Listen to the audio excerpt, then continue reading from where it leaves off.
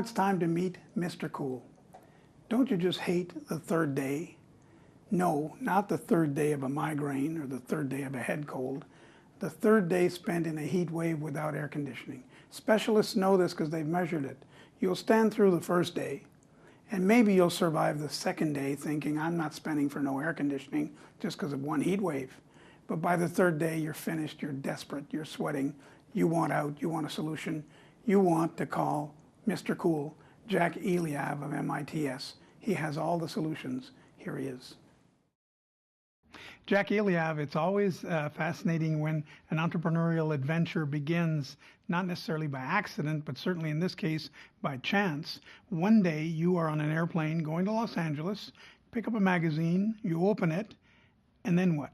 So to start that, I had a company that was doing air conditioning, basically window air conditioners. We were very big in selling and installing them. And sometimes in, I guess, 1986 or so, I flew to Los Angeles and was bored, so look at the magazine, and I'm flipping it, and all of a sudden I see a picture of what they called a ductless air conditioner. That the unit, indoor unit, hangs on the wall, and the outdoor unit, it sits outside, right? And I thought to myself, I can sell that. In those days, air conditioners blocked part of the window space. Yeah. But that was the idea because, so I came back, and it took me about a week or so to find out where I can buy that. So I went there and I bought 3 units. I came back to my contracting office, and I told my guys, my people, we're going to be selling ductless air conditioners by Mitsubishi Electric. So they all looked at me and said, what's that? I said, well, the indoor unit hangs on the wall, the outdoor unit, it's outside, it's quiet, but there's only one problem. It's going to be roughly around $2,000 more expensive than the same size window unit. So all of them turned to me and said, Jack, you're crazy, this will never sell. But I said, think about it from a different point of view. If you have a home in Rosedale, Forest Hill, or the Kingsway, which is heated by radiators, hot water, there's no central air conditioning there. And they have a window air conditioner in a window, in their bedroom. First of all, they can't open the window for fresh air. Secondly, it's noisy. And that house may be worth $2 million. You guys think that they care for another $2,000 for comfort and energy saving and stuff, and all of it together. So slowly we got involved in it, and we sold more and more of the Mitsubishi Electric ductless. So you became a dealer? Yeah. Okay. Well, I was the only one. Nobody knew. Oh, that's it. Okay, yeah. Nobody knew what ductless was those days. It took. So Mitsubishi was very happy to have Yes. So after about a year or so, I approached them to see if I can open another company and get the distributorship for that, which we managed to do. And I was looking for a name, and I thought Mitsubishi, Mits, it's the son of Mitsubishi, so it just made sense to me. And I did start the company, and we started buying from Mitsubishi and selling it to other contractors and my own contracting company at the time. After a while, we got involved with much more complicated units from Mitsubishi that can do a whole house, a whole building, a hotel, nursing home, business, everything, And at that time, this company, MITS, was created in 1987. And then we acquired other products slowly because we were a distributor. But the first 4 or 5 years were very, very difficult. It was the beginning of the 90s, and the real estate market just dropped collapsed, overnight, collapsed. It's like somebody shut off the valve or something, And the economy was down, the real estate was down, my business was down on both of them. But slowly we came out of it, cutting out expenses and trying to maneuver around the slow sales. And we acquired more products, as I said. But roughly around 5 years ago, we got a hold of another big product for us. It's made in Italy. Aramec. Aramec, yeah. And what it is, one of the biggest factories in Italy. And it's very, very efficient. It saves you 25% on energy. By the way, both of them are LEED product, like For the environment. leadership in energy, environment, design. And the Airmac unit, basically what it is, I'm not technical myself, but I just explain in a general way how it works. It's basically like a refrigerator. It sits outside and it makes hot water or cold water. So if you want heating, it shoots the hot water inside the building, and then fan coils distribute the air. And if you want cooling, it shoots cold water.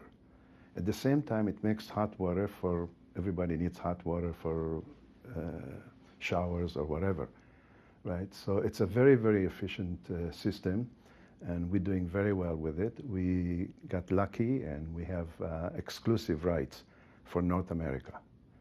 But Mitsubishi doesn't say, Jack, what are you doing with those Italians? It's not conflicting. It's two different systems for two different applications, right? Oh, okay. So, no, there's no conflict. Both of them, as a matter of fact, for the Pan Am Games, we designed some of the products. Mitsubishi Electric and Airmac was sold in some of the buildings there.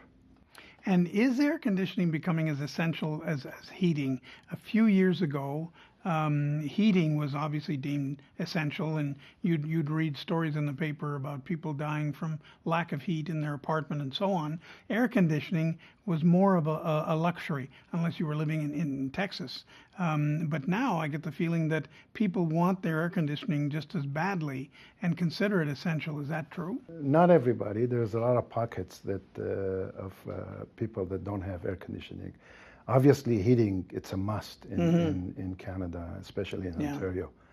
You can't live without it. But there are pockets that don't have air conditioners.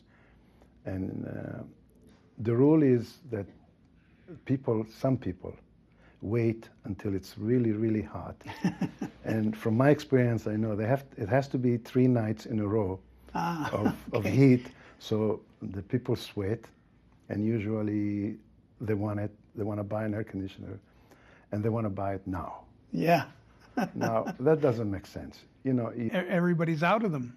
They say, sorry, you're too late. You get a better service and better installation, better price if you do it in March or April. Why wait till you sweat? Of course.